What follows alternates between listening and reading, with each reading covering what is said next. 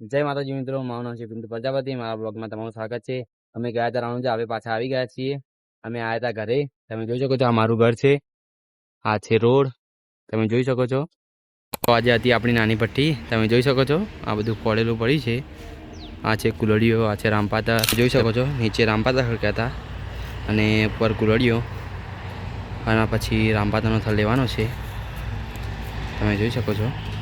Finally guys અમે ખડકી નાખ્યો ભઠ્ઠો, તમે જોઈ શકો છો।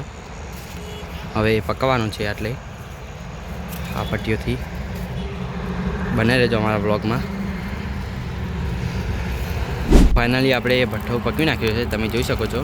આ પાકે છે, તમે બને રહેજો અમારા બ્લોગમાં।